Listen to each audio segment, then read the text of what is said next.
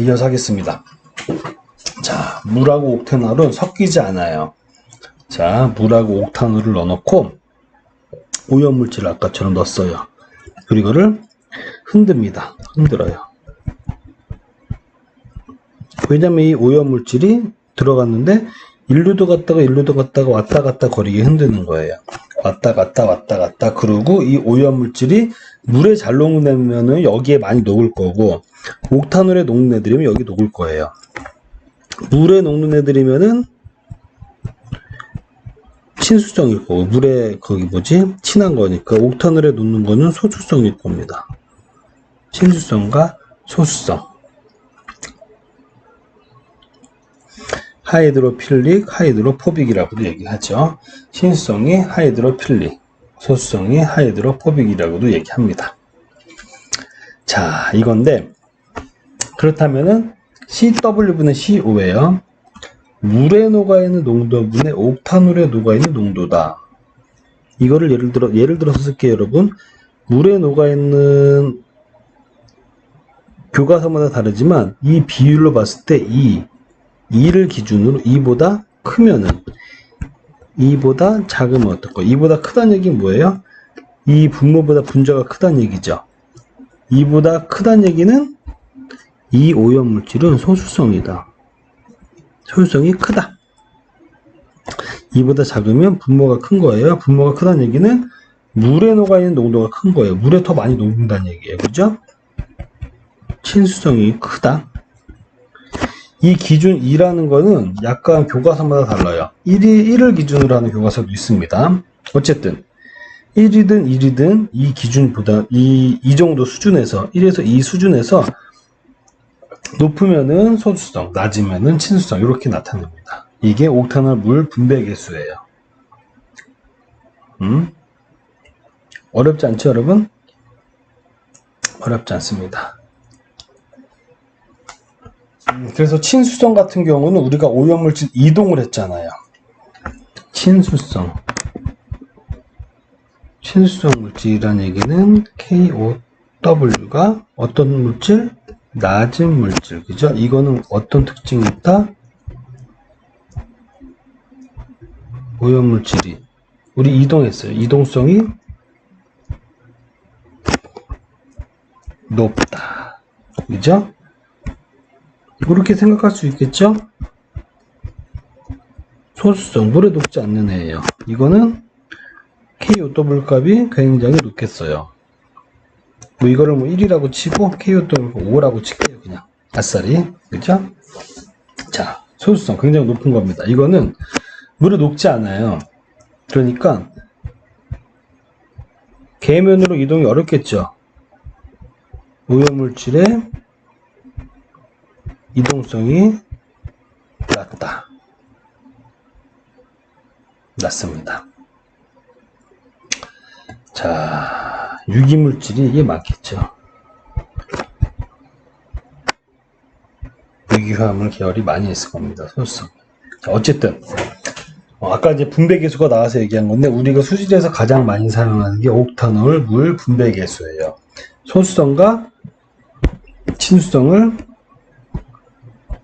정도를 구분할 수 있는 거. 1에서 2 정도 돼요. 교과서마다 달라요. 어쨌든 1에서 2 수준에서 2보다 크면 소수성, 작으면 친수성. 이거는 이렇게 실험을 통해서 할 수 있다. 이해가 되죠, 여러분? 참고로 이렇게 나왔으니까 이게 이렇게 생긴 게 분해 깔때기입니다. 분해 깔때기. 어떤 거를 분해한다는 거예요. 분해. 딱 나눠가지고 이거를 여기 밸브가 있거든요. 밸브를 탁 열면은 쭈쭈쭈쭈쭈쭈 나오겠죠. 계속 나올 거예요. 그러면은 계속 나오다가 요까지 물까지 딱 빼고 딱 닫으면 옥탄올만 남겠죠. 분해를 할 수 있어서 분해 깔때기입니다. 이게 밸브고 참고로 알고 계세요. 자, 왜냐면 요거를 해본 게 여기서 이 분배계수라는 걸 우리가 한번 다룰 거라 그래요. 옥탄올 물 분배계수에 대해서 우리가 한번 익숙해진 다음에 이 분배계수를 좀 접근하면 조금 더 이해가 편할 겁니다.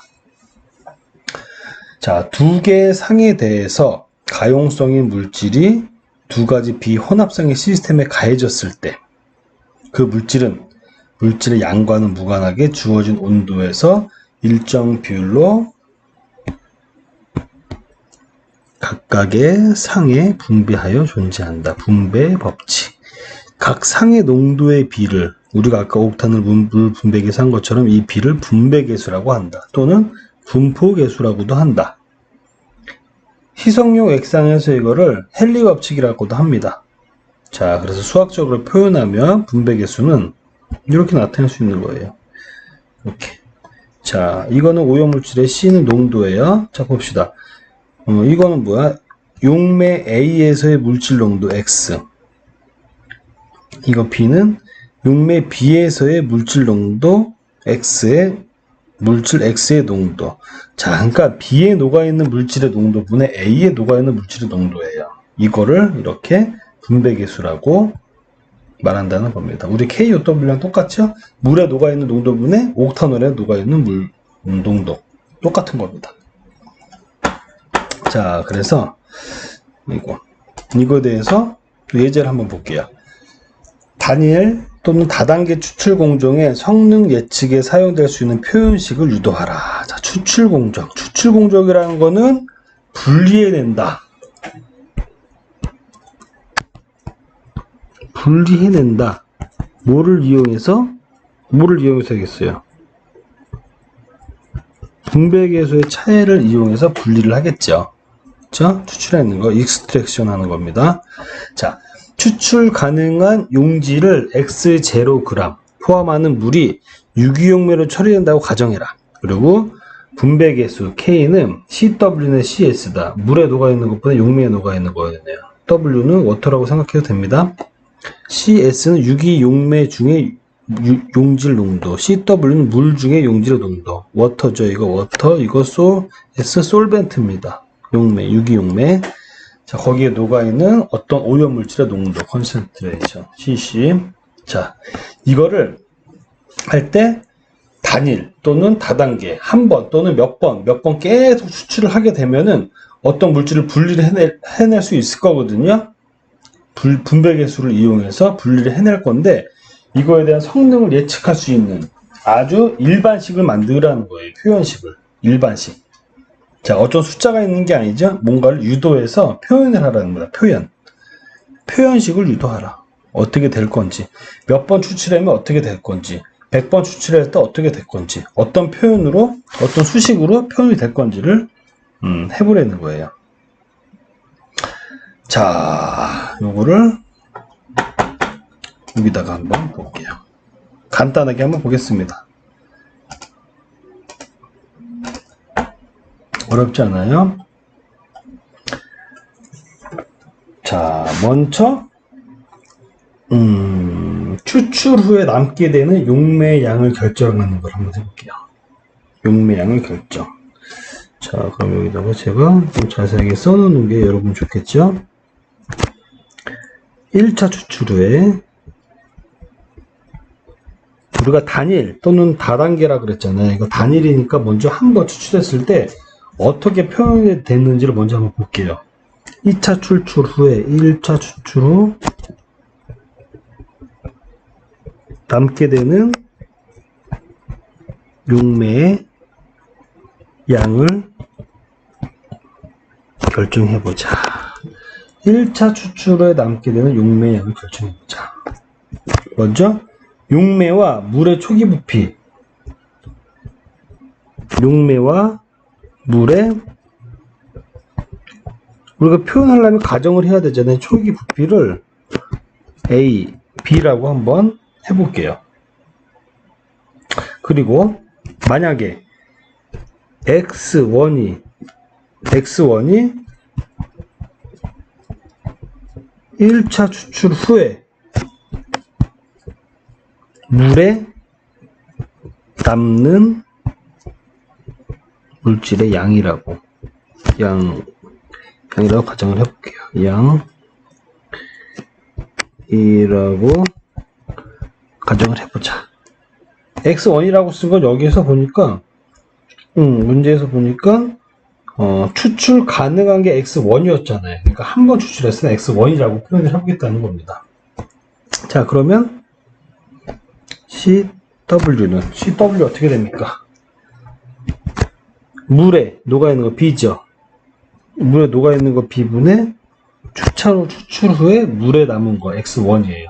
이렇게 할 수 있죠. 그죠? 내가 가정한다면 쓴 거예요. 그럼 CS는 어떻게 됩니까?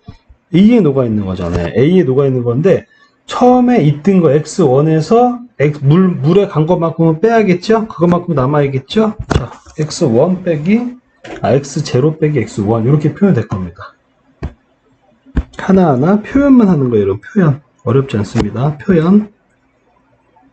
이거 막 C, D로 하면 이거 C, D 바꾸면 되는 거예요.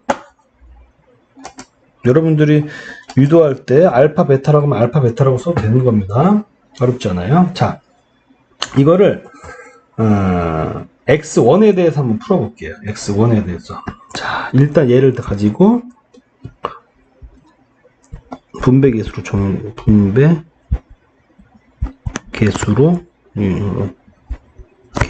정리 한번 해볼게요. 분배 개수 정리하는 거 뭐였습니까? 여기 나왔던 것 같아. 여기 나왔네. 물에 녹은 것분에 용매에 녹은 거죠? 물에 녹은 것분에 용매에 녹은 게 분배 개수라고 하자. 자, 물에 녹은 것분에 그러면 그냥 B분의 X1분의 A분의 X1 빼기 X0 빼기 X1 이렇게 곱해가지고 하는 거 알죠, 여러분? 그러면 이거 하면 AX1분의 B에다가 X0 빼기 X1 그대로 가고 이게 K값 화살표입니다. 자, 이렇게 됐죠. 자, 이거를 X1으로 정리해 봅시다. 왜냐면 X1이 남는 물질이라고 하니까 남는 물질을 한번 정리해 보는 거예요. X1으로 정리. 그러면 X1은 어떻게 됩니까? X0에 B 플러스 KA분의 B 이렇게 나와요.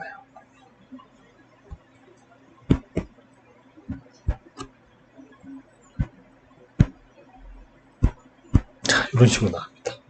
어렵지 않죠, 여기까지.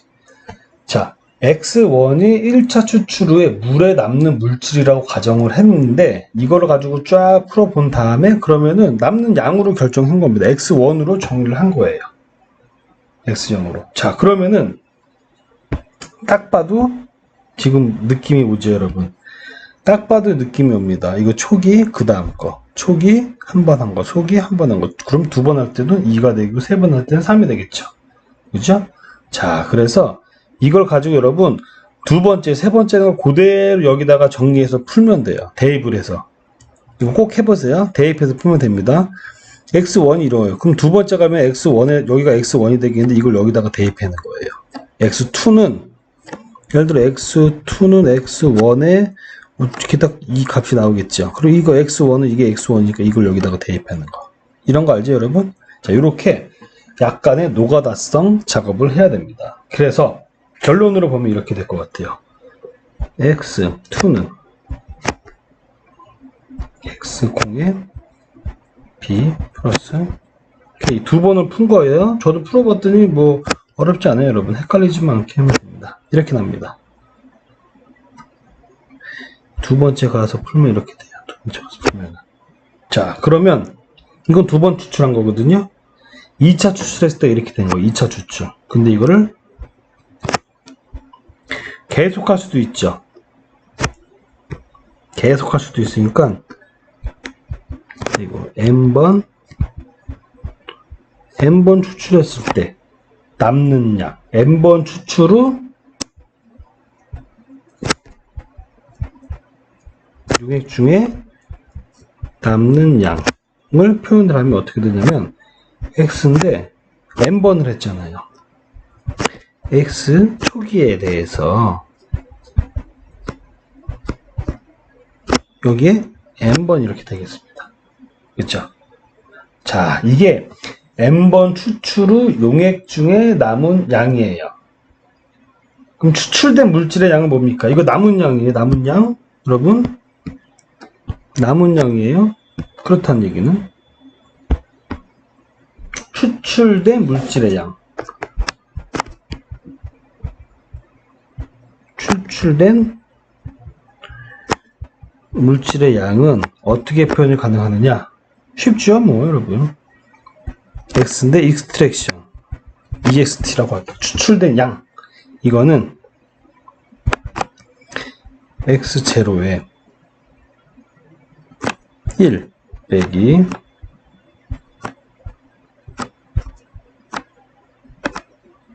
연습. 자, 최초에 있는 이 1값에서 빼줘야겠죠? 자, 이렇게 표현이 가능합니다.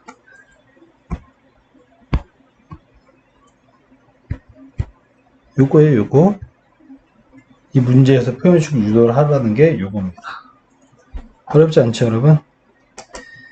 제가 이렇게 막 설명하면서 복잡하게 얘기해서 그런데 복잡할 것도 없어요, 그죠? 이렇게 가정한 다음 그대로 쫙 풀면은 여러분들 연습장에 풀면 금방 풀어볼 것 같아요. 자, 이런 거 꼭 풀어보시기 바랍니다. 자, 어쨌든 오늘은 이런 하디슈로 해서 유기화 물질에 대해서, 유기화 물질 하다 보니까 분배계수에 대해서, 그리고 오염물질이 계면으로 이동하는 것에 대해서, 그 다음 분배계수에 대해서 한번 얘기를 해봤습니다. 한 번씩 복습해 보시고요. 다음 수업 때 또 만나도록 하겠습니다. 고맙습니다.